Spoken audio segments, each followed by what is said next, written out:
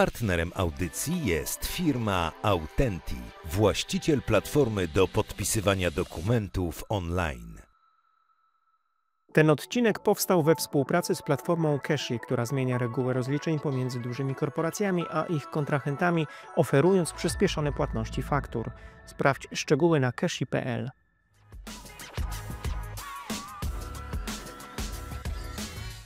Generalnie gospodarka rynkowa i nasze instytucje, i nasze firmy, wszystko to jest strasznie świeże. Więc uważam, że obowiązkiem tych, którzy przeszli już tą ścieżkę i mają swoje doświadczenia i dobre, i niedobre, jest się tym dzielić, żeby może ci następcy czy następczynie niekoniecznie popełniali te same błędy, choć uważam, że bez błędów nie da się niczego zbudować. Lubię prowadzić zespół, ale sama niekoniecznie się podporządkowuję, jak ten zespół istnieje, jakbym miała nad sobą jakiegoś takiego kierownika. Niekoniecznie. To mi pozwoliło zrozumieć, dlaczego faceci tak się garną do polityki. Bo to jest lepsze niż kasyno. To jest taki roller coaster. Chce się obserwować to wszystko? Czy nie, być uczestniczyć w tym. Wiedza o sobie jest niesamowicie istotna. Dwa, no to jest właśnie cały czas wydawanie siebie samego czy samej na różnego typu egzaminy. Tak, bo one po prostu nas przybliżają znowu do tej wiedzy i jednocześnie dają nam doświadczenie, które powoduje, że przy kolejnym przedsięwzięciu jakby możemy ograniczać ryzyka. To jest zatrważające, tak? Że ludzie właśnie uciekają od tego, żeby, tak powiem, pozwolić sobie na tą chwilę właśnie samotności, bycia z sobą i zadają sobie kilku pytań, tak? Które nie zawsze są miłymi odpowiedziami na te pytania. Pani sobie takie pytania zadaje? Oczywiście, że tak. No ja mam niesamowite szczęście, tak? Chociaż nad nim pracowałam, to nie jest przypadek, że właśnie moja praca jest jednocześnie moją frajdą, tak?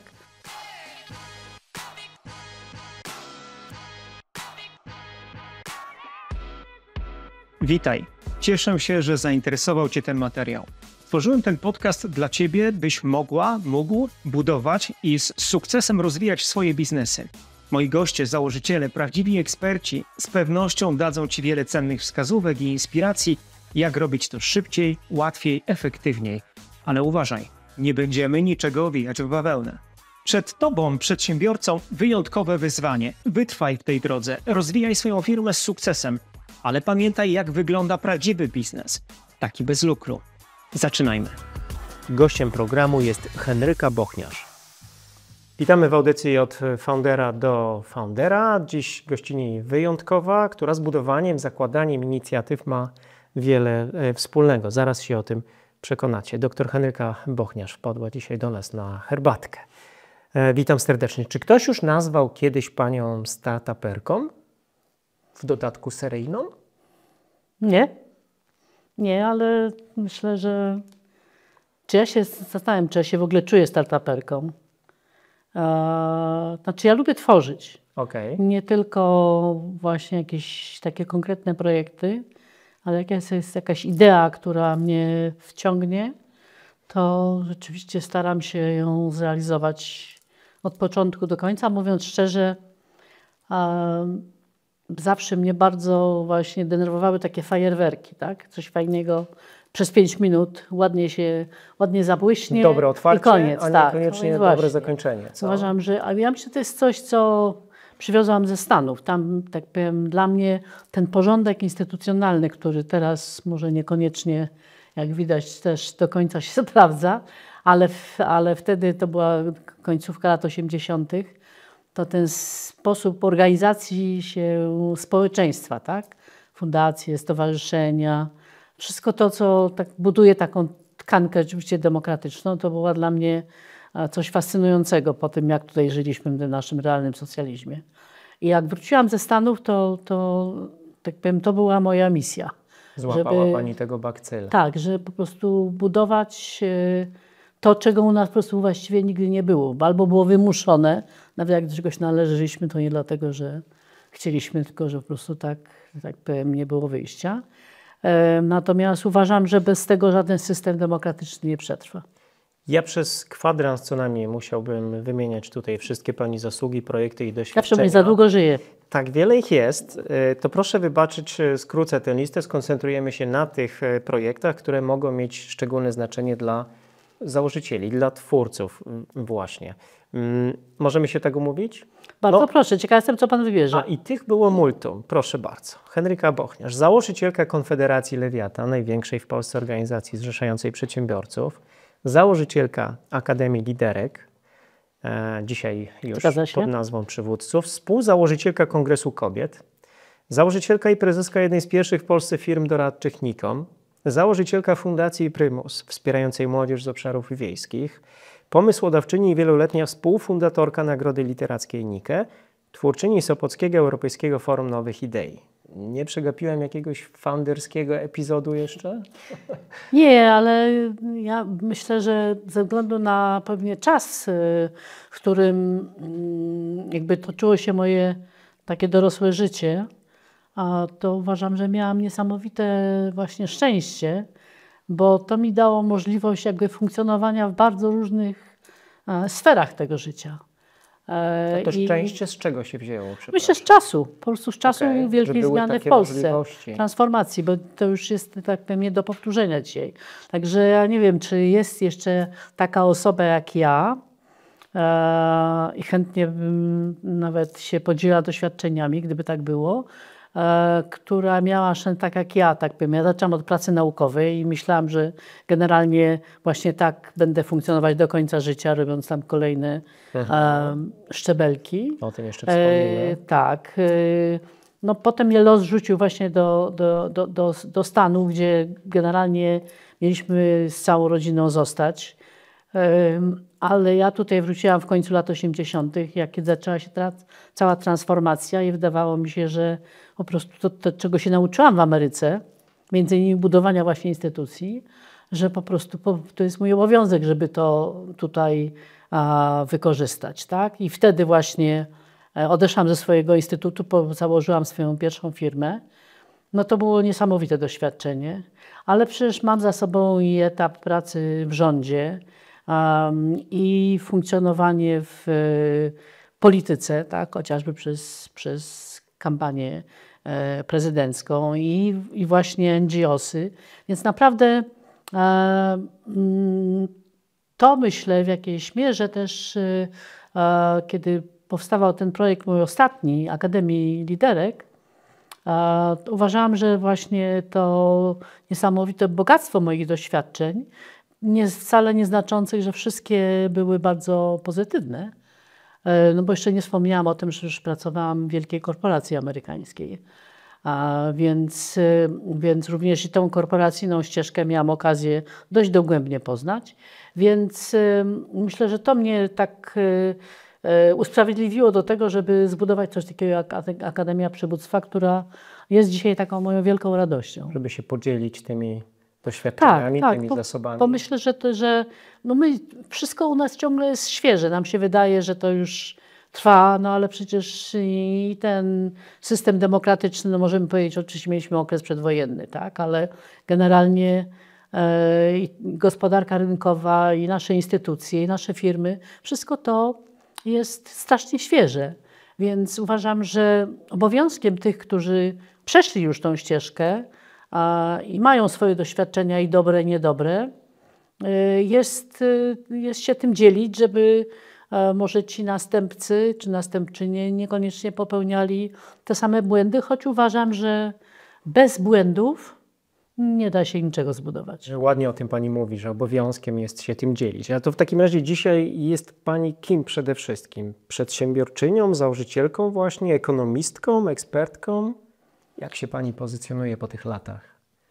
Ja myślę, że dzisiaj to jak patrzę na te, mam nadzieję, jeszcze trochę lat, które mam do przeżycia, to chciałabym właśnie przede wszystkim budować te instytucje, które już zbudowałam, ewentualnie jakieś nowe, nie wiem, co mi przyszło do głowy, ale tak, żeby po prostu pewne rzeczy zostawiać. Tak? Mam takie poczucie, po sobie zostawiać. Po sobie zostawiać, tak. Uważam, że to jest szalenie ważne, tak, żeby gdzieś ten kawałek, tą swoją cegiełkę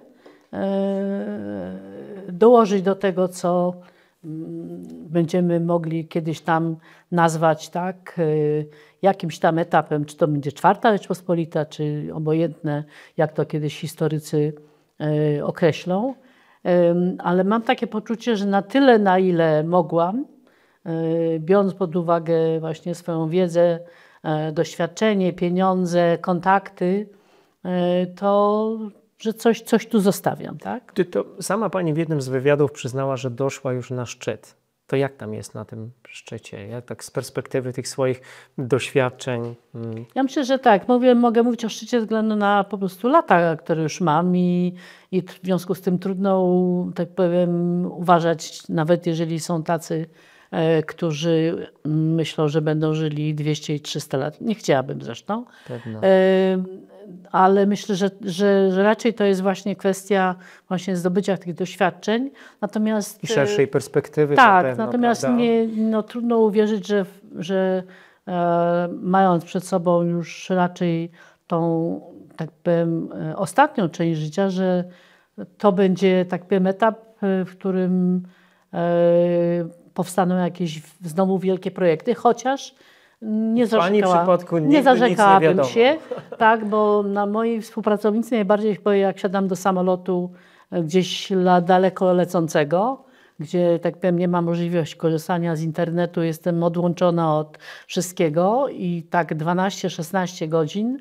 Boże kochany, z czym ona z tym znowu wróci? Znowu przywiezie jakąś robotę do zrobienia. A mnie po prostu fascynują różne rzeczy, które gdzieś tam zauważam i myślę, że fajnie by się u nas sprawdziły. I co, rzeczywiście dobre pomysły przychodzą w czasie długich tak, podróży? bo wtedy jest czas na to, żeby rzeczywiście mieć tą refleksję, tak? Więc, a ona jest niezbędna. Ja mam ciągle tyle tych aktywności, że tak w ciągu tygodnia trudno mi znaleźć taki czas, kiedy mogłabym powiedzieć, to teraz tak będę sobie siedzieć i myśleć. Tak? Ja coś o tym wiem, bo pamiętam, jak długo się tutaj umawiałem z panią na to spotkanie. Na pewno te fantastyczne lata jeszcze przed panią, ale teraz jak pani patrzy z perspektywy właśnie na te, które przeżyła, to jest zadowolona, jest spełniona z tego, co się wydarzyło tam wcześniej? Wie pan, ponieważ ja zawsze myślę o tym, co przede mną, tak? I mam naprawdę duży dystans do tego, co było. Ani tego nie analizuję. Oczywiście gdzieś notuję te rzeczy i wiem, co wyszło, co nie wyszło, jakie ewentualnie wnioski można wyciągnąć na przyszłość, ale na pewno się nad tym nie pochylam. Powiem szczerze, że nigdy nie byłam na żadnym zjeździe, co na pewno mają mi za złe, ale nie to wynika wcale z tego, że ja tych ludzi nie cenię czy nie szanuję. Po prostu nie żyje pani przeszłością. Jak myślę, mam się spotkać na spotkaniu swojej klasy czy grupy studenckiej, no i wiadomo, co tam się dzieje, tak? Albo mówią o chorobach, tak? Albo tak powiem, o rozwodach, albo ktoś się rozwiódł, a ktoś ma jakąś nową... O tak dzieciach, powiem, o wnukach i tak dalej. To dla mnie, no nie, po prostu mówię, nie oceniam. Ja tylko wiem, że to nie jest, tak powiem, coś, na co na co chciałabym poświęcić te kilka godzin. Mam oczywiście swoje, tak powiem, ja chodziłam w szkole, akurat miałam żeńską klasę, co uważam nie było bez znaczenia dla potem dalszego... In plus czy in minus? Plus. Uważam, że właśnie przez to, że to była klasa żeńska, wobec tego myśmy przejęły większość funkcji, które jeżeli są klasy mieszane, to w dużej mierze one są zajmowane przez chłopców, tak? Bo to oni są tymi, którzy właśnie rządzą. A myśmy próbują. Albo tak, dokładnie. Więc to nie było bez znaczenia. Więc ja oczywiście mam kilka przyjaciółek, z którymi się ciągle tam spotykam, jak jadę do Zielonej Góry, bo stamtąd jestem. Natomiast jakby cała ta grupa niekoniecznie, ale to dlatego, że właśnie raczej zastanawiam się, a może jeszcze to, a może jeszcze tamto, choć zdaję sobie sprawę, że na pewno nie mam już ani takich sił, ani takich możliwości, żeby po prostu budować coś takiego naprawdę dużego, no chociażby jak Konfederacja Lewiatan, tak? Która zajęła mi jednak 25 lat.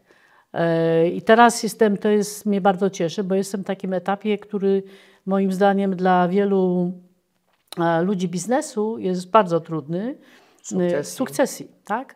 Zaplanowanie dobrej sukcesji, przeprowadzenie jej konsekwentne, bo zawsze jest taka pokusa, no jednak on to robi gorzej niż ja, prawda? Pewnie robi inaczej, tak? Wytrzymanie tego i pozwolenie, żeby instytucja po prostu zaczynała się inaczej rozwijać, tak? Korzystać z jakiejś innej wiedzy, innych doświadczeń. To jest naprawdę i miłe, i niemiłe doświadczenie, bo oczywiście każdy jest przekonany, że wszystko robi najlepiej. I jak czasami się zdarza coś takiego, że nagle jest jakiś fajny pomysł, ja myślę, dlaczego ja to nie wpadłam?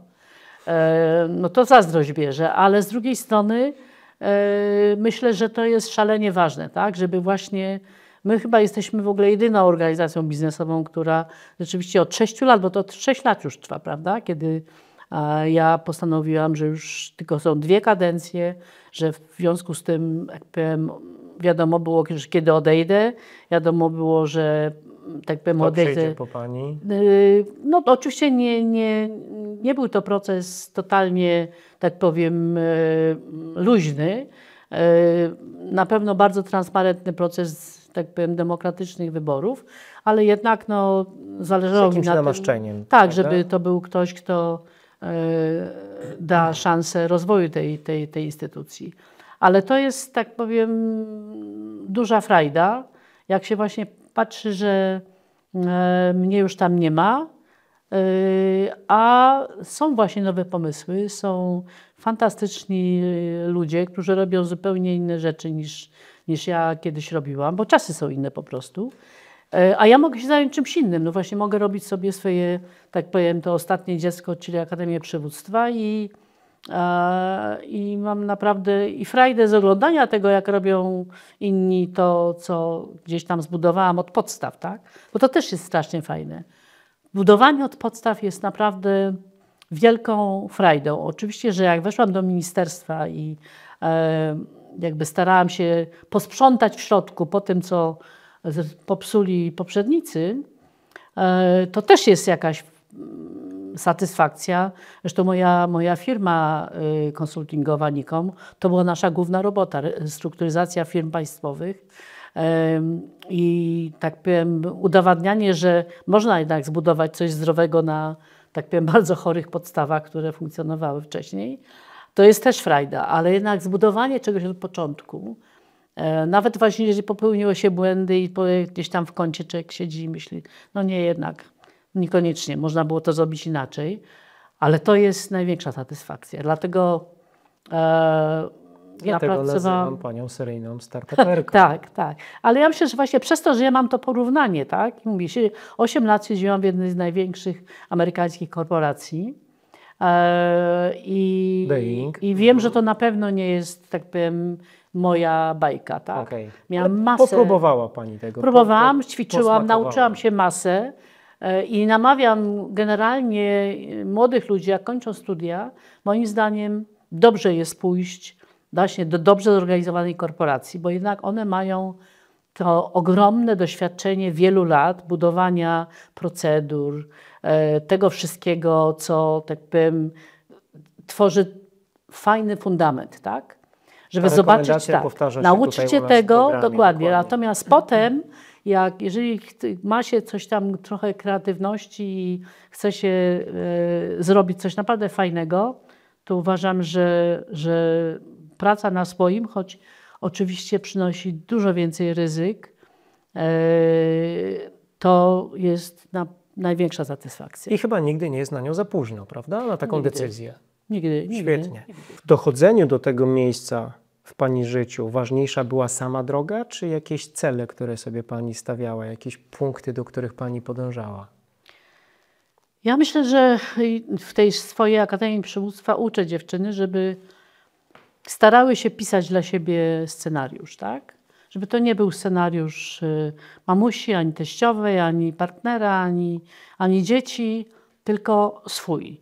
Ale po to, żeby ten scenariusz rzeczywiście dał szansę realizacji, to po pierwsze, no jednak coś o sobie trzeba wiedzieć, tak? A to obserwuję z niepokojem, że zwłaszcza wśród młodego pokolenia, które nie było tak wystawione na różnego typu egzaminy, jak chociażby moje pokolenie. Dokładnie.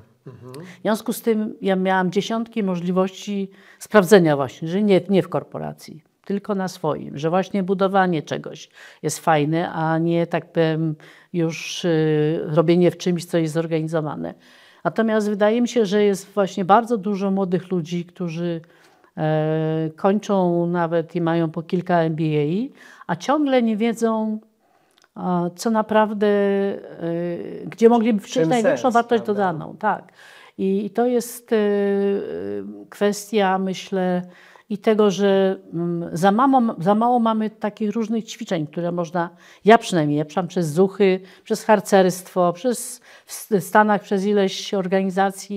I w związku z tym mogłam się w wielu rzeczach sprawdzić i zobaczyć, że na przykład generalnie lubię prowadzić zespół, ale sama niekoniecznie się podporządkowuję, jak ten zespół istnieje, jakby miała nad sobą jakiegoś takiego kierownika, niekoniecznie. A wiem, że są ludzie, którzy dobrze się właśnie w takiej organizacji czują i właśnie kończą studia i dalej tego nie wiedzą, tak? Czy lepiej, gdyby, tak powiem, robili coś sami, czy są bardziej kreatywni, czy raczej wolą wykonywać polecenia, czy wolą właśnie pracować w zespole, czy wolą być na swoim. To jest po prostu cała, myślę, duża wiedza, która dzisiaj akurat uważam, że jest łatwiejsza, bo jest tyle różnego typu aplikacji, które pozwalają się sprawdzić i ja na sobie zresztą to ćwiczyłam. Tak, bo uważam, że nigdy za dużo wiedzy o sobie. No i muszę powiedzieć, że zawsze z podziwem patrzyłam na tych, którzy tworzyli te aplikacje, że te wyniki, jakie dostawałam, no były absolutnie zgodne z tym, co ja myślałam o sobie, a myślę, że już dość dużo wiem o sobie. Więc uważam, że po prostu warto to robić, warto się, tak powiem, poddawać różnego typu egzaminom właśnie po to, żeby potem, nie mając lat 60, powiedzieć, kurczę pieczono, zawsze chciałam robić coś innego i nigdy nie miałam odwagi. Tego uczę tych moich dziewczyn, tak, żeby miały oczy już otwarte, bo to nie jest tak powiedziane, że trzeba korzystać z każdej szansy, tak? Nie tylko Pani uczy, ale też cały czas świeci przykładem i to jest chyba ta najbardziej wartościowa lekcja. Ja myślę, że wie Pan, często słyszę takie rzeczy, Pani to się udało. Po pierwsze, nic się nie udaje. Nic się nie udaje. Wszystko jest efektem wielkiej, tak powiem, pracy, spotkania właściwych ludzi, momentu, tak jak właśnie ja, no po prostu nigdy do głowy by mi nie przyszło, że zostanę ministrem przemysłu, tak? Nigdy. No i tak się zdarzyło, tak? Jakiś różny zbieg dziwnych okoliczności, który do tego doprowadził.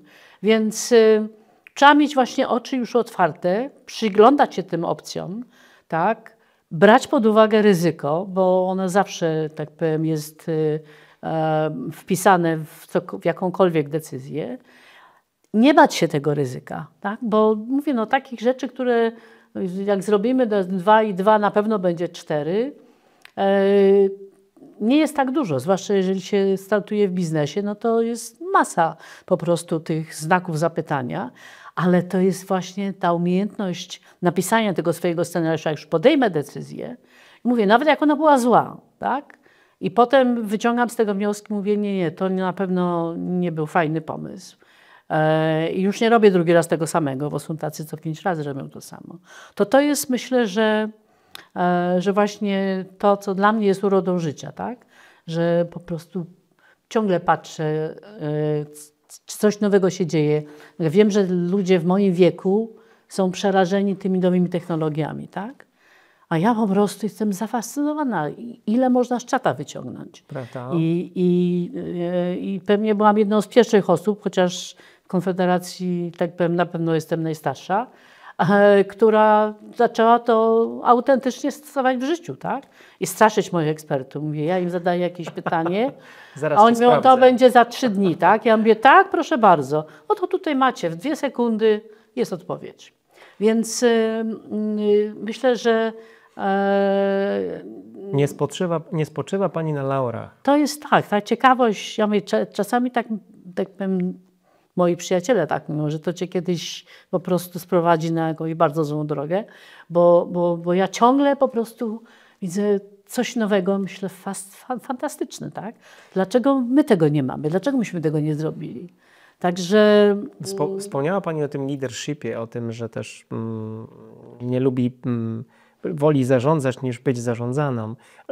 Pamięta Pani ten taki przełomowy moment w swoim życiu, kiedy przyszło to przekonanie, że chce mieć wpływ właśnie, że chce zrobić coś, co po mnie zostanie? Czy to ta amerykańska szkoła i możliwość sprawdzania Ameryka tego? na pewno, wie Pan, to było niesamowite doświadczenie. Niesamowite, dlatego że mówię, ja tutaj miałam swoją pozycję, byłam po doktoracie, byłam kierownikiem zakładu, miałam tu swoich przyjaciół, rodzinę, a po prostu wystarczyło jakby do tego dodawać następne elementy i tam właśnie po tej doktoracie, habilitację i tak dalej. I w momencie, kiedy wylądowałam na tym uniwersytecie w Minnesocie i nagle się okazało, że ja jestem po prostu nikt. Nikt mnie nie znał. Mój angielski, który tutaj wydawało się całkiem nieźle, był zerowy. Nie miałam pojęcia o pracy na komputerze. Nie miałam pojęcia o współczesnej ekonomii. I po prostu to był naprawdę strasznie ciężki czas. Strasznie ciężki. To była praca po 24 godziny. W nocy się uczyłam komputera, przecież nie mogłam się przed swoimi studentami przyznać, że nie mam pojęcia w ogóle, jak to działa. Uczenie się, teraz to wszystko jest takie samo, bo żyjemy naprawdę w globalnym świecie, ale wtedy przyjazd z Polski to był jak wylądowanie na Marsie, tak? Nie wiedziałam, jak się pralkę uruchamia, nic nie wiedziałam, po prostu wszystkiego trzeba było nauczyć, tak? Do dzisiaj pamiętam po prostu, jak wysiadłam pierwszy raz z samochodu, który kupiłam i przejechałam pierwszy raz autostradą. Tam w Stanach. W Stanach i po prostu było to naprawdę wcale niemiłe przeżycie. A potem uwielbiałam jeździć, ale początek, jak właśnie człowiek po prostu naprawdę nic nie wie, ale to była taka szkoła życia, że ja wiem, co dawało motywację wtedy właśnie?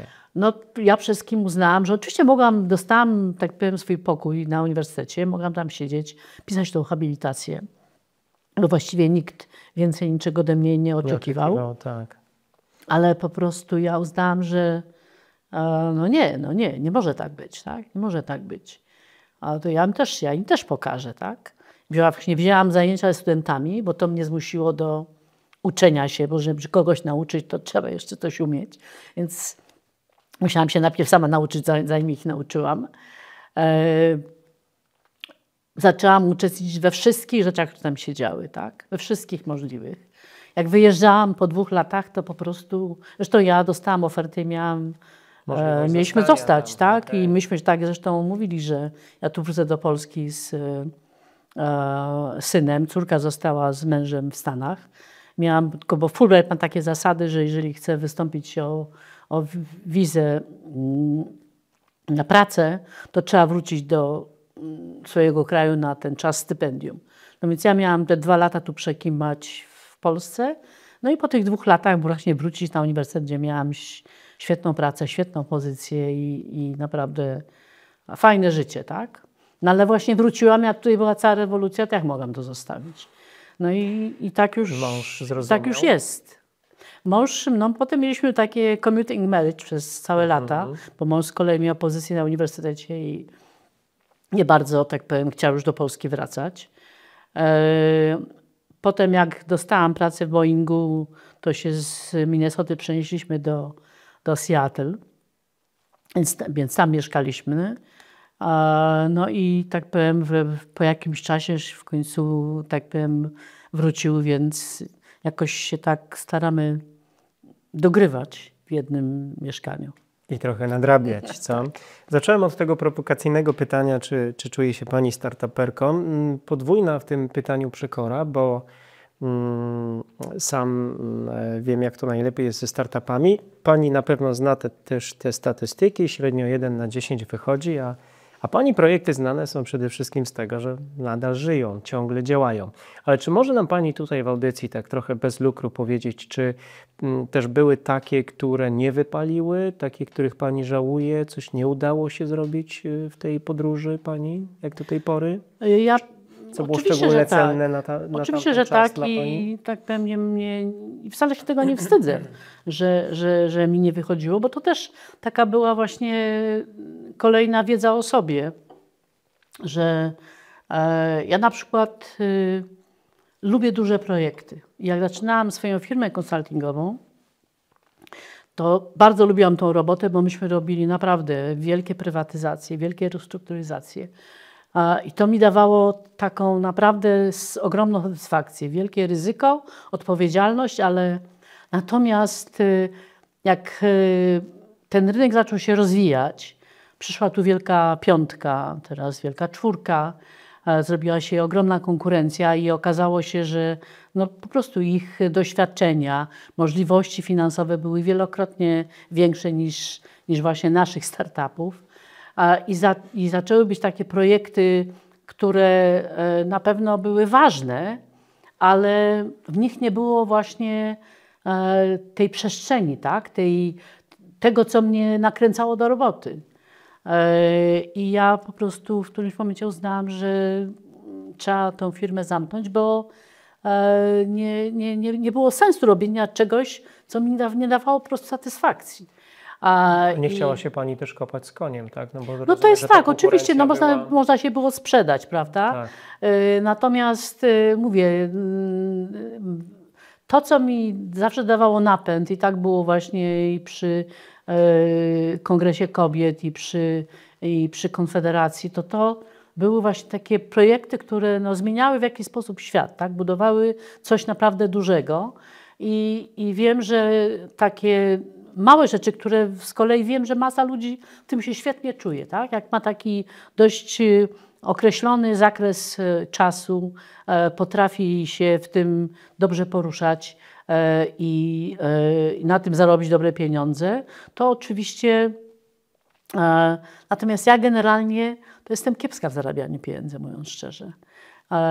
I te wszystkie moje projekty, które potem robiłam i które właśnie dawały mi największą satysfakcję, ja mogłam je realizować, bo tak powiem, nie musiałam już mieć, nie miałam tego, że tutaj trzeba na tym koniecznie zarobić, prawda?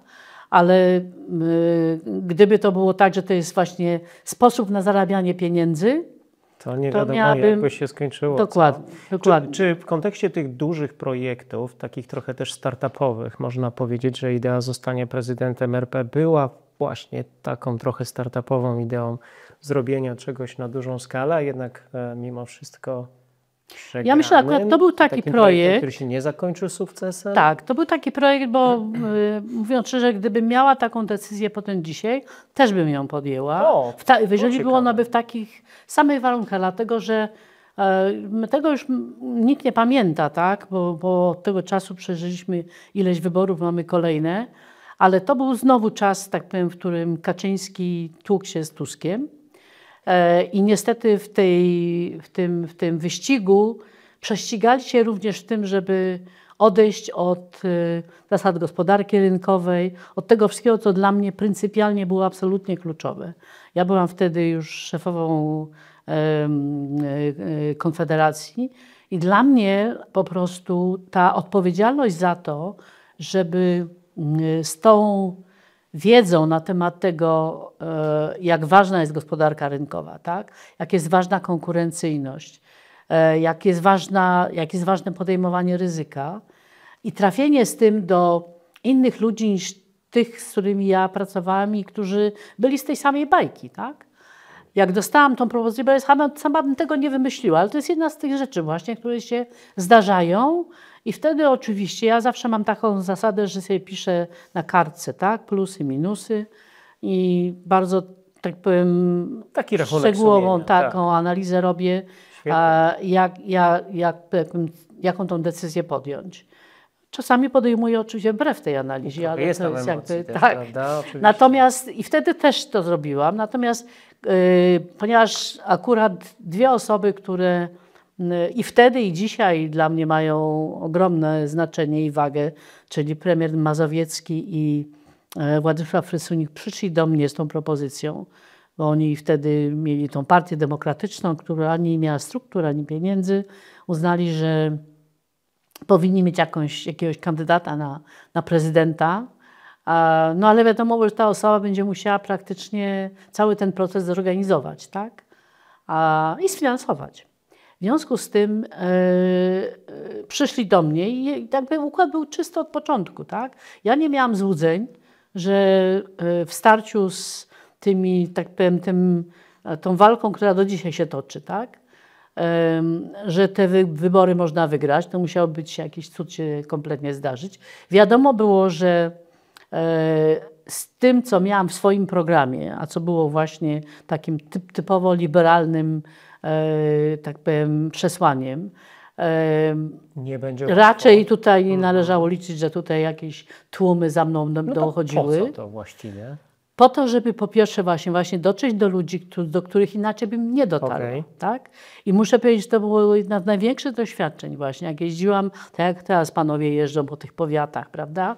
Tylko trzeba przypomnieć, że to był rok 2005, więc 20 lat temu, i gdzie ta wiedza w ogóle o ekonomii, o tym, że mamy wejść do Unii i tak dalej, to wszystko było, powiem, jakieś kompletnie odległe. Więc ta możliwość zderzenia się z tymi ludźmi, argumentacji, przekonywania, oczywiście to wiadomo było, że to nie będą miliony, tak?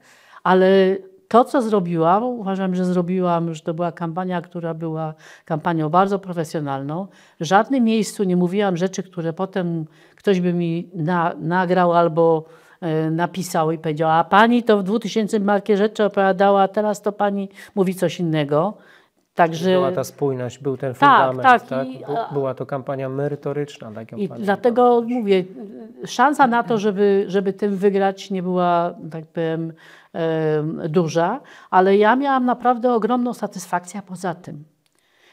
To mi pozwoliło zrozumieć, dlaczego faceci tak się garną do polityki, bo to jest lepsze niż kasyno. To jest taki rollercoaster. Chce się obserwować to wszystko? Czy nie, uczestniczyć w tym. Bo wie pan, to jest tak, że pan sobie, tak powiem, planuje swój scenariusz i to dzisiaj możemy to oglądać, tak? Chociaż ta kampania to jest dość nudna. O tak. I nagle ktoś wylatuje, tak, i mówi coś, co kompletnie zmienia scenariusz. I trzeba się do tego natychmiast dostosować i rano mówić zupełnie inne rzeczy, bo właśnie... Bo media, bo zasięgi, dokładnie. bo badania... Przy czym wtedy na pewno było dużo bardziej cywilizowanie, bo nie mieliśmy mediów społecznościowych. Nie było tego hejtu, tego wszystkiego, co jest po prostu... Dzisiaj to jest naprawdę najbardziej obrzydliwa część polityki, prawda? Że ta anonimowość zwalnia ludzi z jakiejkolwiek odpowiedzialności. O rany, a może być jeszcze gorzej w sumie. No może być, może, najbardziej. Może być. Zacznijmy zatem, proszę przypominać naszym rozmówcom te pani inicjatywy, idąc od tych stosunkowo najmłodszych. Akademia Liderek, teraz Akademia Przywództwa. Działa od 2021 roku, dobrze pamiętam, prawda? Super inicjatywa, tylko dlaczego skierowana jest właśnie do kobiet wyłącznie? No to przecież jawna dyskryminacja jest.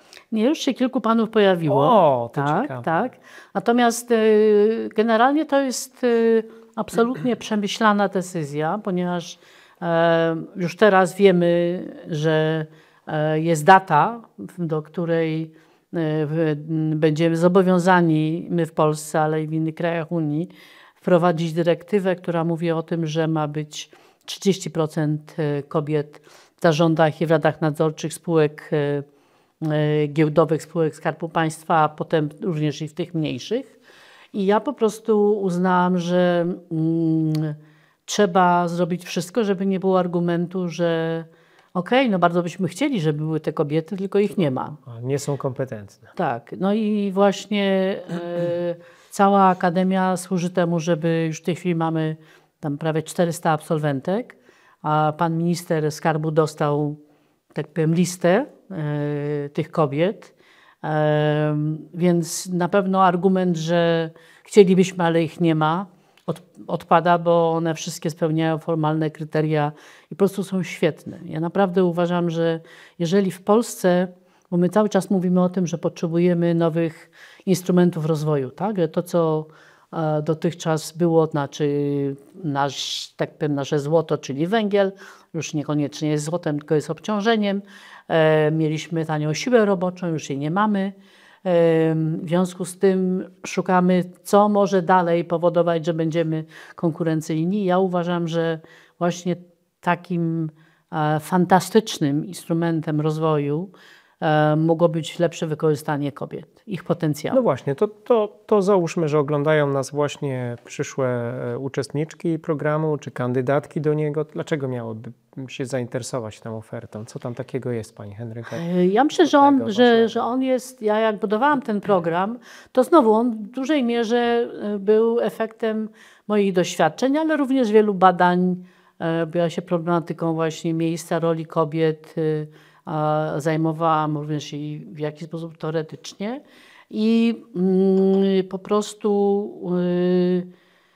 budowałam ten program wiedząc, że szkoleń różnego rodzaju mówiących o tym właśnie, jak być tam na przykład dobrą członkinią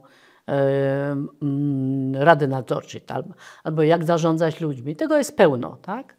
Natomiast wiem o tym, że kobiety, które dochodzą do pewnego etapu swojej kariery, to jest najczęściej właśnie takie project managerki albo dyrektorki i tak dalej, że w momencie, kiedy trzeba ewentualnie podjąć decyzję o wystartowaniu w jakimś konkursie na stanowisko właśnie już takie bardziej odpowiedzialne, właśnie w zarządzie czy w Radzie Nadzorczej, że bardzo wiele kobiet ma ogromne kłopoty właśnie z wzięciem na siebie tej odpowiedzialności, bo kobiety generalnie po pierwsze nie doceniają siebie, boją się ryzyka, boją się tej odpowiedzialności i jeżeli jest tak, że na przykład jest konkurs i tam w nim jest powiedzmy 10 punktów, które trzeba spełnić, to nawet jeżeli one spełniają, tak powiem, 9, to uważają, że jak tego jednego nie, to a pan, który spełnia 4, mówi spróbuję, zobaczymy.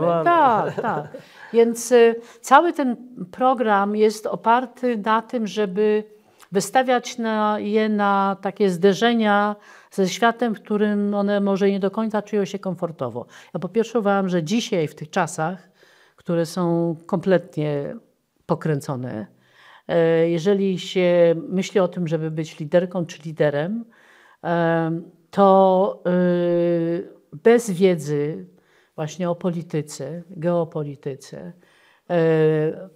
rzeczach, które wychodzą, bo te dziewczyny najczęściej są świetne w marketingu, świetne w finansach, w HR-ze, tak? Bo to są ich dziedziny profesjonalne i żeby dojść do tego swojego stanowiska, one naprawdę musiały udowodnić, że są bardzo dobre merytorycznie. To miało być moje następne pytanie do pani. Jak dzisiaj postrzega tych liderów? Co tam jest ważnego w przywództwie, no już nie tylko u kobiet, ale w ogóle w przywództwie z pani perspektywy?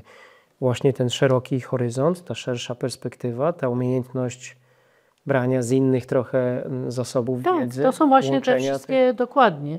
To jest umiejętność oczywiście słuchania, umiejętność podejmowania właśnie pracy zespołowej, bo dzisiaj rynek pracy się bardzo zmienił, tak? I w związku z tym myślę, że dlatego właśnie ten potencjał kobiet mógł być dużo lepiej wykorzystany i dlatego jakby popatrzył pan na program, w którym właśnie jest bardzo dużo o wartościach.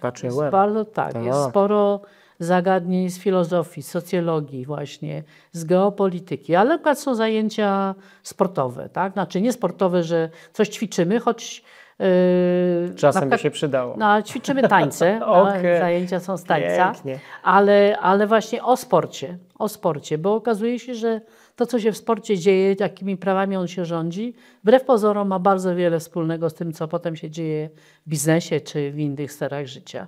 Bo jest bardzo dużo o sztuce, bo uważam, że to właśnie pozwala nam otwierać głowy. Ja generalnie taka główna myśl, która jest wokół Akademii Przywództwa jest, że ona służy otwieraniu głowy, żeby po prostu nie zamykać się na zasadzie tej nie znam tego, nie umiem, nie rozumiem, to trzymam się z daleka, tylko właśnie a może trzeba się czegoś więcej dowiedzieć, tak? A kogoś dopytać.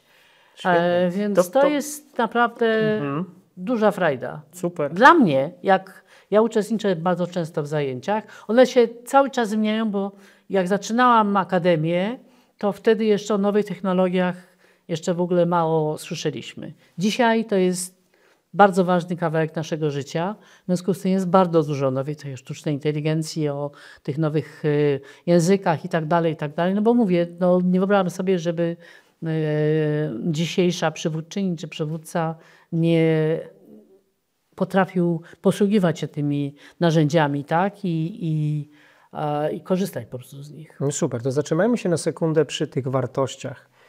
Mówi Pani, wierzę, że wartości w biznesie to nie slogan, a kompas, że edukacja, równość i etyka mogą iść w parze z efektywnością, a także, że każdy z nas może i powinien mieć wpływ. Każdy? Ja myślę, że wie Pan, to jest oczywiście, ten wpływ może być taki, że tak jak dzisiaj w przypadku pana prezydenta Stanów Zjednoczonych, tak? Wolelibyśmy, żeby nie miał wpływu, ja przynajmniej wolę, żeby nie miał wpływu. Ale to jest kwestia nawet małego dziecka, tak? Które zamiast tego, żeby za nie coś robić, ma takie poczucie, że właśnie coś posprzątało albo coś upiekło, tak? Że coś od niego zależało. A dzisiaj widzę, że też w tym młodym pokoleniu bardzo łatwo zdejmujemy z nich różne obowiązki, a potem mówimy, że oni nic nie potrafią.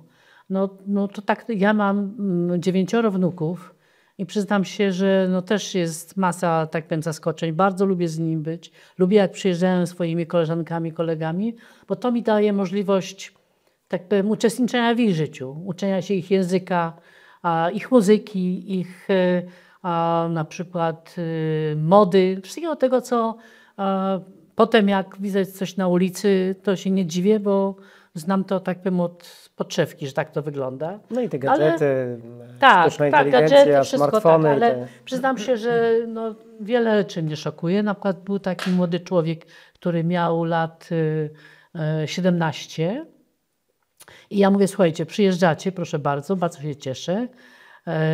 Tutaj macie się rządzić. Ja nie jestem tutaj do waszej obsługi. Raczej odwrotnie, oczekuję, że to wy mi zrobicie śniadanie, ale że są pewne standardy i proszę ich przestrzegać, tak? A do nich należy między innymi porządek w pokojach. Ja w ogóle jestem estetka i bardzo, tak powiem, cierpię, jak jest coś tak nie do końca schludnie. No i właśnie przychodzę do takiego pokoju i patrzę, że łóżko nie wygląda raczej na pościelone, więc pytam tego młodego człowieka, mówię, co, nie miałeś czasu jeszcze łóżka pościelić? On mówi, jak to, że pościeliłem? Ja mówię, to jest łóżko pościelone? On mówi, tak, bo ja w ogóle nigdy nie ścieliłem łóżka. Mama mi ścieli i siostra. Wow. No to oczywiście dostał pilota i myślę, że dzisiaj jest specjalistą od ścielenia łóżek. Ale to pokazuje właśnie, jak sami, i to kobiety często, tak? Wyhodowujemy takich inwalidów, tak? Którzy potem kompletnie nie rozumieją, dlaczego ktoś na przykład nie akceptuje ich zachowań, tak? Bo właśnie zachowują się takie nieznośne bachory. Niby chcemy dla nich lepiej i inaczej, ale ze skrajności przechodzimy w drugą skrajność jako rodzice. Znaczy wie pan, bo na początku pan pytał, co mnie jakby nauczyło, tak? Ja trzeba mówić o Stanach, bo one były takie szalenie ważne, ale myślę, że taka rzecz, która najbardziej mnie ukształtowała, jeśli chodzi o właśnie branie odpowiedzialności i odpowiadanie, tak powiem, i za innych, i za siebie, to było to, że ja się wychowałam w rodzinie, w której moi rodzice byli bardzo młodzi. Mama miała 14 lat, jak po rzezi na Wołyniu trafiła do Niemiec. Ojciec był w Powstaniu Warszawskim i potem trafił do obozu koncentracyjnego. Spotkali się w obozie przejściowym. Ona miała 16 lat, kiedy postanowili właśnie, on trochę starszy, się pobrać. Mama miała 18, jak ja się urodziłam. Ponieważ nie mogli wrócić ani na Wołyń, ani do Warszawy, więc właśnie wylądowaliśmy w tej Zielonej Górze. I ja byłam zawsze takim trzecim rodzicem. Miałam jeszcze 2 rodzeństwa, ale moi rodzice po prostu nigdy nie przyszło im do głowy, że mogą im powiedzieć, że tak powiem, coś mogę zrobić albo czegoś nie mogę, że mam wrócić o tej, a nie o innej, tak? Po prostu zawsze uważali, że ja wiem, jak się powinnam zachować, tak? I to mnie uczyło, no, że powinnam wiedzieć, jak się Czyli obdarzyli zachować. panią odpowiedzialnością. Tak, i dlatego właśnie... I zaufaniem. Tak, i myślę, że to jest, tak starałam się wychować te swoje dzieci. Uważam, że to jest, ale to też właśnie, ja zawsze byłam w ZUCH-ach przewodniczącą, w klasie przewodniczącą, tak? Ileś takich rzeczy, które mnie uczyły właśnie kierowania zespołami, Brania przekonywania sprawy w swoje ludzi ręce. do czegoś. Tak, także jakby te następne etapy nie były takim kompletnie czymś nowym, tylko ja jakby wiedziałam, że to jest to, co lubię. To jest fantastyczne i to jest ogromna umiejętność. Natomiast jeśli nawet w swoim programie spotyka pani kobiety czy mężczyzn, którzy nie mają tej odwagi, nie mają tej śmiałości, nie mają takiego mindsetu, to jak można ich przekonać właśnie, że tam są okazje, że tam są możliwości, że powinni wykonać ten pierwszy, czasem najtrudniejszy krok? Znaczy, wie pan, ja myślę, że po pierwsze, nie wszyscy muszą być startuperami, tak? I właśnie ta wiedza o sobie, tak, że mam pewne cechy, które powodują, że wolę, żeby ktoś powiedział mi, ma zrobić odtąd dotąd. I robię to świetnie i mam z tego satysfakcję. Nie czuję się, tak powiem, wcale gorszy, bo po prostu to jest to, w czym ja, tak powiem, jestem naprawdę... Dokładnie, więc wydaje mi się, że ta wiedza o sobie jest niesamowicie istotna. 2, no to jest właśnie cały czas wydawanie siebie samego czy samej na różnego typu egzaminy. Tak, bo one po prostu nas przybliżają znowu do tej wiedzy i jednocześnie dają nam doświadczenie, które powoduje, że przy kolejnym przedsięwzięciu jakby możemy ograniczać ryzyka. Więc ja myślę, że najgorsze, co można sobie zrobić, to żeby działać przeciwko sobie. Dlatego ja mówię, ja nie potrafiłam robić pieniędzy i dla mnie, jak słyszę czasami te dyskusje, mam masę w końcu przyjaciół akurat w sektorze finansowym, jak oni się, tak powiem, podniecają tym.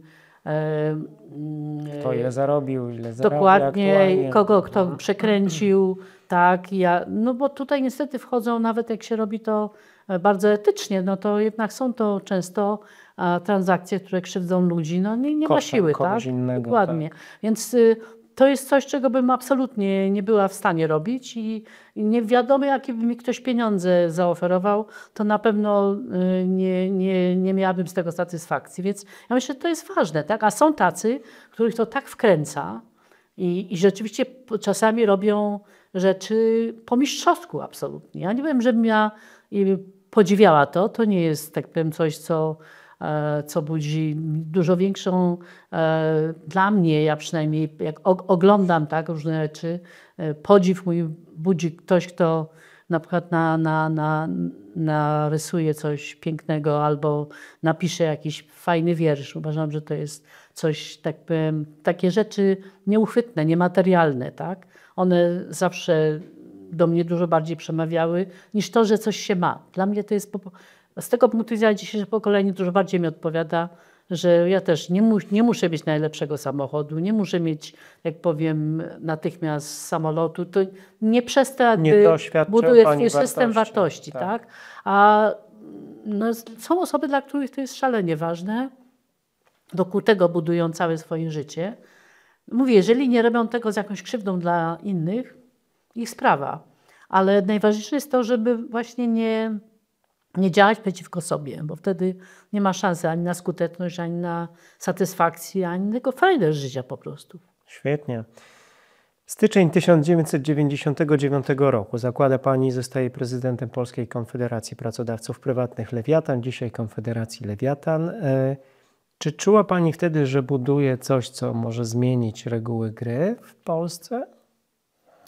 Ja myślę, że to też było właśnie doświadczenie z jednej strony amerykańskie, że właśnie trzeba się organizować, tak? I że wszystko jedno, czy to w szkole u dzieci, gdzie mieliśmy, czy to był klub książki, czy klub tańca, po prostu, że można wtedy dużo więcej osiągnąć. Dwa, to było doświadczenie, kiedy byłam ministrą przemysłu i kiedy okazało się, że ja miałam różne pomysły i nie miałam ich z kim skonfrontować, bo to środowisko biznesu właściwie kompletnie było niezorganizowane, tak? I stąd też jak wyszłam z Ministerstwa Przemysłu, to najpierw byłam szefową Polskiej Rady Biznesu, tylko że to była fajna organizacja, ale stowarzyszenie, natomiast jak myśmy wchodzili do Unii Obywatelskiej, Europejskiej i powinniśmy wejść w ten ich system instytucjonalny, a tam jest tak, że partnerami rządu właśnie są organizacje pracodawców i związki zawodowe.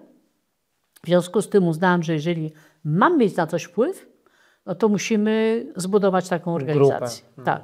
I to był, tak powiem, wspólnie z całą grupą tych polskich przedsiębiorców powołaliśmy właśnie wtedy Lewiatana i oczywiście, że to nie było, tak powiem, wcale łatwe, ani rządowi na tym nie zależało, żebyśmy byli zorganizowani, ani związkowi. Pani chciała połączyć te dwa światy. Tak, dokładnie. Natomiast myślę, że jakby budowanie tej organizacji, tak, i właśnie te wszystkie przeciwności, które były, ale jednocześnie przekonanie, że to jest coś, co powinno w Polsce funkcjonować i że powinniśmy jak najszybciej też wchodzić w te struktury unijne, że to po latach okazało się właściwą ścieżką i ja mam taką nadzieję, że właśnie to jest jakaś ta cegiełka, którą jak myślę o tym, co się w Polsce zdarzyło po 1989 roku, że to jest właśnie jedna z tych instytucji, która na pewno wpisuje się jakby w tą nową Polskę. Tak? Więc to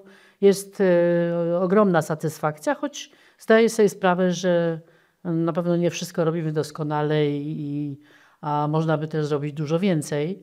No ale to też jest tak, że my mamy w Polsce dużo większą, tak powiem, chęć do tego, żeby właśnie raczej coś podzielić, niż połączyć, tak? Też musimy się tego pewnie kiedyś nauczyć, tak? Że uczyć, łączyć ponad podziałami. No dokładnie, dokładnie, a nie, że tutaj albo moje jest na wierzchu, a wszyscy inni, którzy, tak powiem, mają inne zdanie, to po prostu a czasem, jak to mówią, dwóch Polaków i trzy opinie. Tak. Ten też networking przy tej okazji, ta współpraca w ramach środowisk przedsiębiorców, to też z tego Pani doświadczenia możemy czytać taką zachętę, że bez względu na to, czy jesteśmy małymi przedsiębiorcami, czy dużymi, powinniśmy się łączyć w grupy właśnie, otwierać, integrować w ramach jakichś takich inicjatyw. Dzięki temu robienie biznesu, rozumienie świata często jest łatwiejsze po prostu. Ja myślę, że mówimy, no trudno, ja czasami jestem bardzo krytyczna, jeśli chodzi o właśnie stopień naszego samozorganizowania się, wspólnego działania i tak dalej. Ale z drugiej strony, no, mimo wszystko zdaję sobie sprawę, że te 35 lat to jest strasznie mało, tak? Czas, w którym musieliśmy się tego wszystkiego nauczyć, tak? I tak uważam, że naprawdę fantastycznie zdaliśmy egzamin, fantastycznie. I czasami to jest tak, że właśnie trzeba z zewnątrz kogoś, kto przyjdzie i powie, Boże, a ty, co wyście tu zrobili? W ogóle coś. Ja mam masę przyjaciół, tak powiem, w Stanach. Robię też zresztą. Jak oni przyjeżdżają tak raz na 2 czy 3 lata, no to jest frajda, tak? Jak jeździmy po Polsce, oglądamy różne rzeczy i oni się zachwycają. Coś niewiarygodnego, prawda? Tak? Coś niewiarygodnego. Także ja myślę, że ten brak uznania dla siebie samych, tak? Tego chwalenia się sukcesem, że prędzej wyciągniemy, że ten to był taki, a tamten był taki, zamiast powiedzieć, może oni, tak powiem, nie byli doskonali, ale po prostu zrobili fantastyczną rzecz, tak? W związku z tym mówmy o tym, że to są nasi bohaterowie, a nie, tak powiem, wyciągajmy, że jeden był niekoniecznie do końca doskonały. Nikt nie jest doskonały. Widziałem Panią na wielu wydarzeniach, imprezach. Zazwyczaj widzę taką kolejeczkę, która stoi po takim wydarzeniu i czeka na rozmowę z Panią. Wspomina Pani też o tym, jak wielu ma znajomych czy przyjaciół, ale czy bywały takie momenty w tej swojej przedsiębiorczej drodze, kiedy bywała samotna? Tak się zastanawiam, czy na przykład pełnienie dosyć istotnej roli w korporacji, w Boeingu, czy to nie była dla Pani taka właśnie bardzo wyzywający i trudny czas? Znaczy, po pierwsze, ja bardzo lubię samotność. Bardzo lubię samotność i to nie jest tak, że uważam, że moje towarzystwo jest najlepsze, ale to mnie też nauczyło właśnie mieszkanie na wsi, tak? Bo tutaj w Warszawie, w tym zgiełku, w tym gonieniu z miejsca na miejsce, człowiek po prostu nie zauważa. Zapomina, tak? co Tam jest się ważne. jak mogę godzinami patrzeć, jak moje psy na przykład, jak one się sobą dogadują, jak gonią kota albo nie gonią kota. Tak?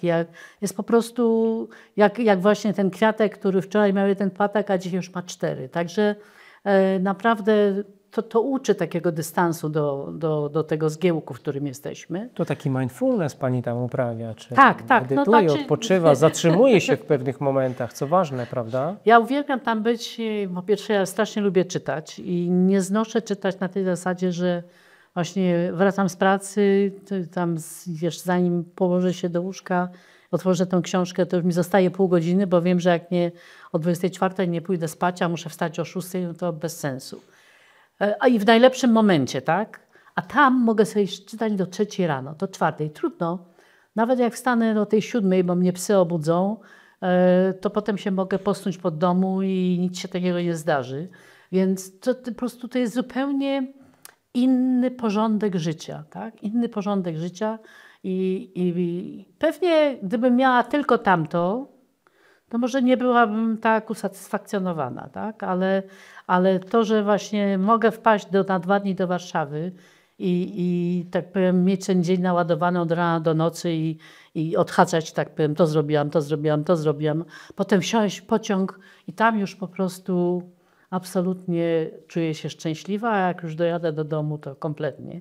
Więc samotność Dobrze jest... być trochę samotnym. Tak, samotność jest niezbędnym elementem, myślę, nie tylko dla mnie, tak? I właśnie umiejętność bycia z sobą. Jak patrzę, że dzisiaj jest tak, że człowiek wsiada do tego pociągu i po pierwsze bardzo trudno zobaczyć, żeby ktoś wyciągnął książkę. I to wszystko czy na Kindlu, czy prawdziwą. Tak. Wszyscy siedzą w telefonach. Zobaczenie, że ktoś siedzi i patrzy przez okno na przykład. I nic nie robi. Fantastycznym zajęciem, tak? Jak się patrzy przez okno i ten krajobraz się zmienia, to jest w ogóle jakiś ewenement w pociągu, tak? Ale ponieważ ćwiczę to w obie strony przynajmniej 2 razy w tygodniu, a czasami częściej, więc to nie są przypadkowe zdarzenia statystyczne, tylko naprawdę już statystyka. Mogłabym spokojnie mówić, że to jest próba naukowa, wiarygodna, tak. I to jest zatrważające, tak? Że ludzie właśnie uciekają od tego, żeby, tak powiem, pozwolić sobie na tą chwilę właśnie samotności, bycia z sobą i zadają sobie kilku pytań, tak? Które nie zawsze są miłymi odpowiedziami na te pytania. Pani sobie takie pytania zadaje? Oczywiście, że tak, bo nie ma siły, jak się coś robi. Mówię, ja nie sięgam na zasadzie takiej, tam nigdy nie pamiętam złych rzeczy. W ogóle nie pamiętam, jak ktoś powiedział, ten to coś tam zrobił. Wybiera pani te rzeczy. Kompletnie wybieram, kompletnie. I czasami też mówi, a dlaczego ty się tak przywitałaś z tą osobą? Przecież ona tam powiedziała o tobie coś. Ja mówię, tak? Naprawdę? Więc kompletnie to mnie nie rusza. Natomiast myślę, że właśnie ten czas z sobą jest bardzo ważny. Jest bardzo ważny po to, żeby też sobie w głowie to trochę poukładać i nabrać dystansu, tak? I wiemy, że co dzisiaj nam się wydaje, że po prostu świat się kończy, tak? A jutro wstajemy i się nie skończył, no po prostu, toczy się dalej. Wracając do tej korporacyjnej roli, nie chciała pani tej przygody kontynuować, zostać już w tym świecie na dłużej? Ja myślę, że to była naprawdę fantastyczna ścieżka i firma była fantastyczna i ludzie w niej, zresztą do dzisiaj mam z nimi kontakty i spotykamy się. Natomiast mówiąc o tych scenariuszach, tak, no ja tam weszłam mając już, tak powiem, jakiś swój bagaż i doświadczenia. Wiadomo było, że jeśli chodzi o ścieżkę kariery, ona w korporacji jest bardzo określona, prawda? Jak się nie zrobi tam kolejnego szczebelka w ciągu następnych lat, to właściwie już wiadomo, że lepiej stamtąd odejść. Wiadomo było, że na to, żeby zostać, tak powiem, w samej już tak powiem, górze korporacji, ja byłam jednym, Boeing miał chyba ze 120 wiceprezydentów, tak? Byłam jednym z nich i w gruncie rzeczy trudno było wierzyć, że mogłabym zrobić szczebelek dalej. Po pierwsze byłam za stara, po drugie nie byłam, tak powiem, wysokim Amerykaninem po Stanfordzie albo Yale, a wiadomo jakie tam są, tak powiem, kryteria. W związku z tym mogłam tam oczywiście siedzieć, bardzo dobre pieniądze, świetna praca i tak dalej. No i co? Jak tyle rzeczy jest ciekawych, które można robić dalej. Więc po prostu powiedziałam, kochani, jesteście fantastyczni, ale po prostu ja Dziękuję. Tyle mi tak, wystarczy. robię swoje, robię coś następnego. A patrząc na to, jakie Boeing ma teraz problemy, to może dlatego mają problemy, że ja sobie poszłam. Okej, dokładnie. Trzymajmy się tej wersji. Co w przedsiębiorczości jest podniecające, to już wiemy, to trochę słychać z tego, co Pani opowiada. A co tam jest najtrudniejszego, Pani Henryko? No ja myślę, że to jest tak, że im większe są te przedsięwzięcia, tak? Im więcej jest ludzi zatrudnionych, tak? Im więcej człowiek jest, tak powiem, uzależniony od tego świata zewnętrznego, no to po prostu rosną te ryzyka i jednocześnie, żeby je zmniejszyć, no to trzeba właśnie budować te wszystkie procedury, prawda, regulaminy i tak dalej, i tak dalej. I wtedy ta frajda z tego bycia na swoim, dla mnie przynajmniej, jest dużo mniejsza, tak? Więc tutaj mówię, ta umiejętność podjęcia decyzji, w którym już niekoniecznie z właściciela można stać się menedżerem organizacji, która jest bardziej dojrzała. Bardzo wielu naszych ludzi biznesu ma z tym problem. Tak? Absolutnie. Bo po prostu włożyli własne pieniądze, zrobili coś z sukcesem. I nie wyobrażają i tak sobie, dalej. że ich rola może Dokładnie. się zmienić w I organizacji. po prostu nie są gotowi na ten następny etap, w którym po prostu powinien przyjść ktoś następny, to dalej to pociągnie. I to widać zresztą w strukturze naszej gospodarki, tak? Że my mamy rzeczywiście te 2 miliony tych firm małych, nawet nie średnich, tak? I one nie rosną. Że ta skłonność do tego, żeby się z kimś połączyć, kogoś kupić, prawda? To jeszcze nie jest ten etap. I to też w jakiejś mierze ogranicza oczywiście te możliwości wzrostu, tak? Bo nie da się ukryć, że na to, żeby inwestować w jakieś badania, innowacje i tak dalej, no to bez dużego zaplecza finansowego nie da się tego zrobić.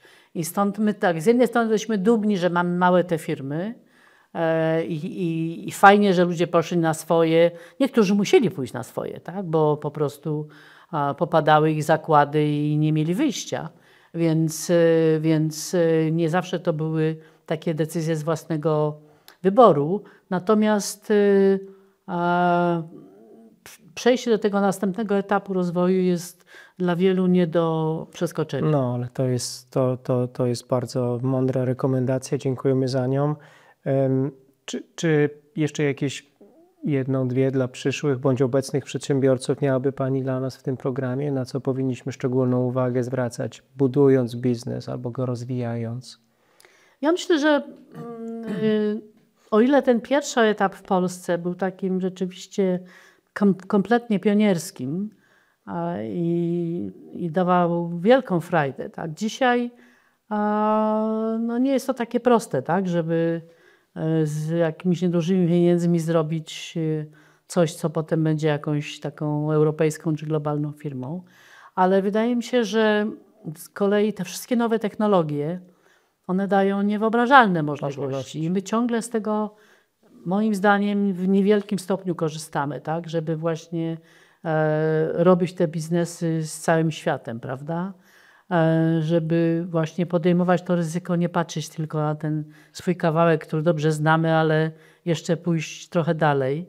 Więc ja bardzo bym chciała, żeby właśnie to myślenie o tej globalizacji nie było tylko teoretyczne, tylko autentycznie praktyczne, tak? Że naprawdę dzisiaj nie ma żadnego problemu, żeby robić biznesy z krajami w Afryce czy gdziekolwiek w Azji, bo po prostu no nie ma granic, tak? Choć oczywiście to, co się dzieje w Stanach, pokazuje, że no też trzeba mieć świadomość, że to nie jest takie kompletnie bez ryzyka, tak? Że trzeba się liczyć właśnie z tym, że mogą być tacy ludzie i takie czasy, w których te możliwości będą po prostu bardziej ograniczone i to też powoduje, że właśnie trzeba sobie robić te bezpieczniki, tak? Żeby na przykład no, nie być uzależnionym tylko i wyłącznie od jakiejś jednej tylko sfery, w której funkcjonujemy. Tak? Jak ona się nagle zamyka z takich czy innych względów, to jesteśmy kompletnie, tak powiem, pozbawieni środków do życia. Bardzo wiele takich przykładów właśnie było. Ta pandemia, uważam, bardzo nas wiele nauczyła, że po prostu trzeba mieć świadomość, że tego typu rzeczy będą się jeszcze zdarzały. Tak? W związku z tym, żeby jednak starać się, jak mówimy o tej różnorodności, ona nie dotyczy tylko tego, że właśnie, żeby mieć i kobiety, i mężczyzn, prawda? Ale żeby ona też dotyczyła również produktów, jakie robimy, usług, jakie oferujemy, że po prostu zawsze to daje większe szanse przetrwania, tak? Więc ja jestem za tym, żeby podejmować te ryzyka, ale z drugiej strony, żeby w sposób świadomy jednak wiedzieć, do jakiego momentu możemy rzeczywiście zaryzykować, tak? Żeby to nie narażało, tak powiem, wszystkiego, co zbudowaliśmy na kompletną klęskę. I ma Pani dla nas jeszcze jedną fajną radę, którą sobie zanotowałem już kilka lat temu. Powiedziała Pani, jest ciągle jeszcze mały procent tych, którzy wiedzą, że dzielenie się jest większą frajdą niż zdobywanie. Przedsiębiorcy z obowiązku powinni się dzielić, czy ci, którym się powiodło, czy w ogóle ludzie powinni to brać pod uwagę, tą radę? Moim zdaniem nie ma takiego poziomu, który by nas zwalniał z myślenia właśnie o innych ludziach i właśnie o dzieleniu się. Że zamożność nie ma z tym to nie ma nic wspólnego, absolutnie. I mamy zresztą dziesiątki przykładów, tak, że są ludzie, którzy naprawdę są bardzo biedni i potrafią się jeszcze to jedną bułką podzielić. I mamy przykłady ludzi, którzy no, żeby nawet tak powiem, mogli, to by zjedli 20 obiadów, ale już nie dają rady i też się tym jednym nie podzielą. Więc, a ja myślę, że to strasznie zubaża świat. Myślę, że to jest naprawdę wielka frajda, jeżeli można cokolwiek oferować. Tak? Cokolwiek oferować, to nie musi być rzecz, tak? To może być swój czas. Ja na przykład dobre słowo, dokładnie. rozmowa. To jest po prostu dziesiątki rzeczy, które uśmiech, tak? Coś, co tak powiem, ciągle nam przychodzi z wielkim. Ja pamiętam, jak właśnie wróciłam ze Stanów i oczywiście odruchowo do każdego mówiłam dzień dobry, do każdego się uśmiechałam i miałam takie Potrafię sobie to wyobrazić. Tak, politowanie na twarzy, jakaś wariatka. A przecież to jest tak strasznie ważne, tak? Jak człowiek wchodzi do autobusu i mówi dzień dobry i się wszyscy uśmiechają, wychodzi się i ktoś życzy dobrego dnia, to po prostu nic nie kosztuje, nic. Więc myślę, że to są takie rzeczy, które no, prawdopodobnie to jest kwestia jednak edukacji, tak? W oparciu o takie właśnie Pani przekonania powstała Fundacja Prymus, czy inicjatywa Kongres Kobiet właśnie, by dzielić się z innymi też? W dużej mierze tak, w dużej mierze tak, dlatego że ja jeżeli już gdzieś jestem, nie lubię być tą osobą z zewnątrz. Tak jak właśnie w Stanach nie byłam w stanie zaakceptować tego, że ja jestem jakaś tam z Europy Środkowej, nie wiadomo w ogóle, gdzie ten kraj jest, tak? Oni wszyscy, jak ja wyjeżdżałam, to już wszyscy, tak powiem, Holland, tak. jeszcze wcześniej mylili, ale biurach potem już były znali. Tak? plakaty z Polski, po prostu mogłam konkursy robić na wiedzę o Polsce, więc nie lubię być właśnie z zewnątrz, tak samo nie lubiłam być z zewnątrz w tej wsi, do której trafiłam przez przypadek, gdzie właśnie okazało się, że była fantastyczna szkoła, z znakomitymi nauczycielami, genialnymi dzieciakami. I po prostu uważałam, że jeżeli mogę cokolwiek, tak powiem, dołożyć do tego, nawet to, że jak wracaliśmy z jakichś podróży, to robiliśmy jakieś pokazy dla tych dzieci. Dzisiaj to oczywiście każdy ma telewizor, wszyscy tak powiem, mają streamingi, nie ma problemu, ale wtedy to był dla tych dzieci, myśmy przywozili jedzenie, tak, a to z Japonii, a to z jak powiem, gdziekolwiek byliśmy, żeby one zobaczyły, tak powiem, że właśnie może być coś innego, tak? Z tą Japonią jest Pani zaprzyjaźniona. Z Japonią tak. No to jest kraj, który mi bardzo dobrze na głowę robi. Jak nie pojadę przez rok, to naprawdę teraz właśnie jedziemy w lipcu. Już się nie mogę doczekać, bo to jest po prostu naprawdę bo taki świat urządzony, w którym właśnie to dostrzeganie takich drobiazgów, tak? Oni mają tak ograniczoną tą przestrzeń i po prostu na tej przestrzeni potrafią 4 kamyczki ułożyć, że człowiek siedzi, patrzy, po prostu coś tak pięknego. Więc, prostego zarazem. tak, więc myślę, że właśnie ta umiejętność dzielenia się, tak, i zauważenia w ogóle kogoś czy czegoś jest strasznie ważna, tak, żeby po prostu nie myśleć tylko o sobie, o tych swoich, bo oczywiście każdy ma swoje problemy, to jest jasne. Ale proszę jeszcze chwilę o sobie pomyśleć, bo mam takie pytanie, które z tych dotychczasowych osiągnięć uważa Pani za najbardziej udane? Z czego jest najbardziej dumna jak do tej pory w życiu? Czy podchodzi do tego w ten sposób, czy patrzy na całokształt? Ja nie, wydaje mi się, że właśnie ta cała układanka, tak, ona mi daje największą satysfakcję, tak, że to właśnie nie jest takie jednowymiarowe, tylko po prostu z tego się naprawdę fajny obrazek składa, wbrew pozorom wcale nie taki nielogiczny, tak, bo to jakby jedno budowało drugie. I myślę, że to jest moja największa satysfakcja.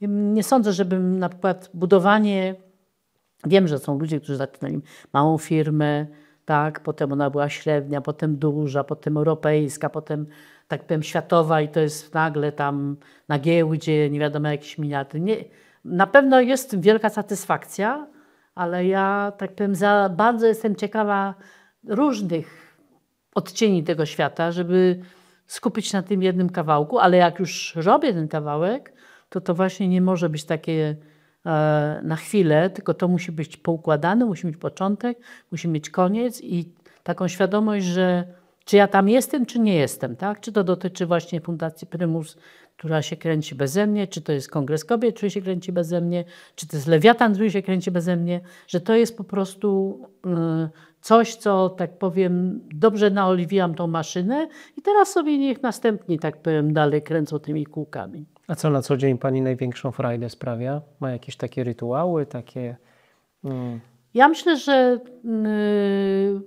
jak jestem na wsi, to oczywiście, że to są przede wszystkim zwierzęta i cały ten świat na zewnątrz, który po prostu niezależnie od tego, jaka jest pora roku, czy leje, czy śnieg pada, czy to zawsze coś fajnego w tym można znaleźć. Jak przyjeżdżam do Warszawy, to z kolei jakby ta świadomość, że po prostu jadę z jakimś tam planem i konsekwentnie jak górnik muszę to wszystko, tak powiem, wykopać i zrobić tak, żebym mogła wyjechać z poczuciem spełnionego obowiązku, że wtedy mogę tam sobie czytać tę książkę i odciąć się, chociaż całkowicie się nie da się nigdy odciąć.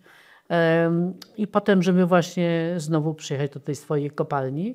Więc razem to składa mi się na taką właśnie fajną całość. Ja generalnie nie lubię urlopów. Nie wyobrażam sobie siedzenia na jakiejś plaży i takiego po prostu odpoczywania. Tak. Zawsze podziwiam osoby, które to potrafią. Jak ktoś mi właśnie wstałem o 12. Nie wiem, jak to się robi, jak się wstaje o 12.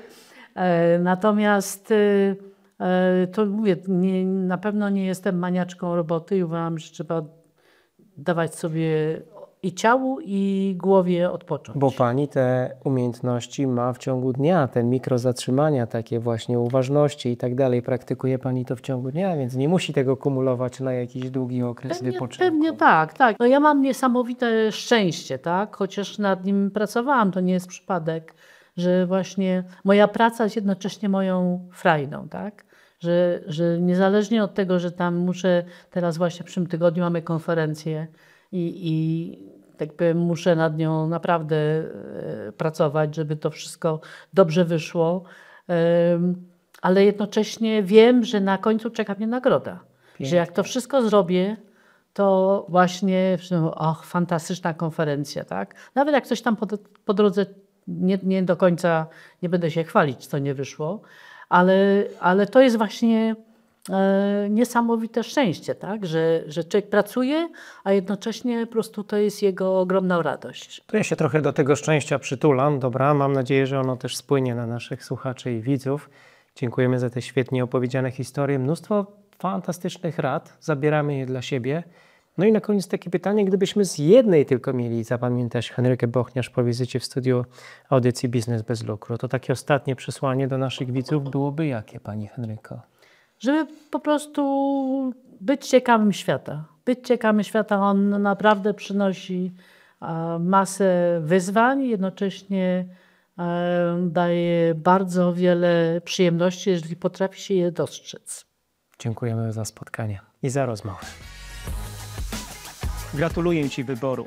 Ten czas spędzony z nami to była świetna inwestycja. Jeśli udało Ci się zabrać z tego odcinka choć jedną ideę lub rekomendację, dzięki której Ty i Twój biznes staniecie się lepsi, będę super szczęśliwy. Wierzę, że Polska może być kolejną Doliną Krzemową, co najmniej Europy, a Ty możesz rozwijać dobry, wartościowy biznes, wpływając na życie milionów. Jeśli się ze mną zgadzasz, polub podcast Biznes bez lukru lub podeślij ten odcinek komuś, na kim Ci naprawdę zależy. Dziękuję. Do zobaczenia wkrótce.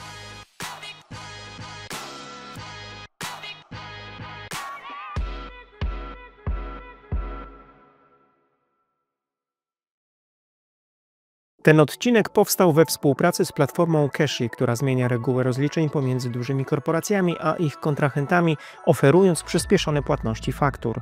Sprawdź szczegóły na cashy.pl. Partnerem audycji była firma Autenti, właściciel platformy do podpisywania dokumentów online.